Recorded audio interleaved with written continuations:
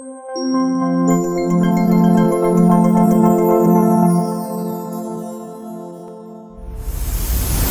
ہم بات کریں گے کہ ممالک دیوالیہ کیسے ہوتے ہیں۔ اقوام متحدہ نے ایک رپورٹ پیش کی ہے جس کے اندر وہ یہ بتا رہے ہیں کہ پوری دنیا کے اندر کون کون سے ممالک ہیں جو دیوالیہ ہو سکتے ہیں۔ ان میں سری لنکا کا نام آتا ہے، ترکی کا نام آتا ہے، بہت سارے افریقی ممالک کا نام آتا ہے جو دیوالیہ ہو سکتے ہیں۔ ملک دیوالیہ ہوتا کیسے ہے؟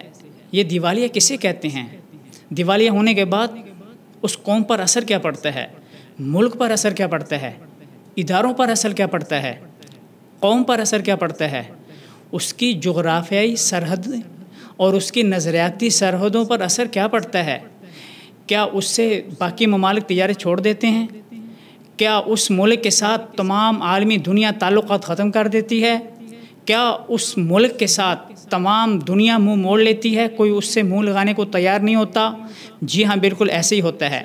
اگر آپ نے کوئی بھی چیز باہر سے منگوانی ہے تو وہ بینک کو خط لکھتا ہے، بینک والے اس کو آدھا بجٹ دیتے ہیں اور آدھا کہتے ہیں کہ ہم وہ چیز، مثال کے طور پر تیل ہے، تیل جب ہم یہاں پہ منگوا لیں گے، امپورٹ کرنے کے بعد ہم اپنی قوم کو سیل کریں گے، کچھ پیسہ آئے گا، پیسہ آنے کے بعد ہم اس کی مکمل ادائیگی کر دیں گے۔ جب ملک دیوالیہ ہونے کے قریب ہو جاتا ہے تو پھر تمام دنیا کے ممالک اس سے تجارتی تعلقات ختم کر دیتے ہیں، پوری دنیا کے ممالک ان سے منہ پھیر لیتے ہیں، اور جہاں جہاں اس کے تجارتی بحری بیڑے سفر کر رہے ہوتے ہیں، بحیرہ عرب ہو یا جناب سے پوری دنیا میں جتنے بھی سمندر ہیں، ان کو وہیں روک لیا جاتا ہے، اور ان کو پتہ ہوتا ہے کہ ان کے پاس اب کچھ نہیں رہا، ہمیں جو کچھ بھی ملنا ہے انہی سے ملنا ہے، لہٰذا وہ اس کے تجارتی بحری بیڑے کو پکڑ لیا جاتا ہے۔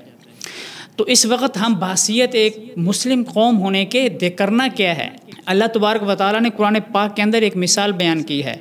مثلاً قریۃً کانت آمنۃ مطمئنۃ یأتیہا رزقہا، قریۃً کانت آمنۃ، جو بہت ہی مطمئن تھی، جو بہت ہی امن والی تھی، ان کو کسی وقت کسی بھی جگہ پہ کوئی خطرہ نہیں تھا کہ ہم روڈ پہ جا رہے ہیں، روڈ پہ جاتے ہوئے کہ آدمی ادھر سے آئے گا، سر پہ گولی مارے گا اور بھاگ جائے گا، قاتل کا بھی پتہ نہیں چلے گا، مرنے والے کا پتہ بھی نہیں چلے گا۔ ایسی بستی نہیں تھی۔ آمنۃ مطمئنۃ یأتیہا رزقہا، ہر طرف سے ان پر رزق آتا تھا، لیکن انہوں نے کیا کیا؟ انہوں نے اللہ تبارک و تعالیٰ کی نافرمانی کی، انہوں نے ان نعمتوں کی ناقدری کی جو اللہ تعالیٰ نے ان کو نعمتیں دی تھیں۔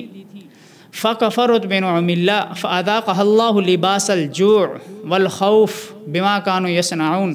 تو اللہ تبارک و تعالیٰ نے ان کے ساتھ کیا کیا؟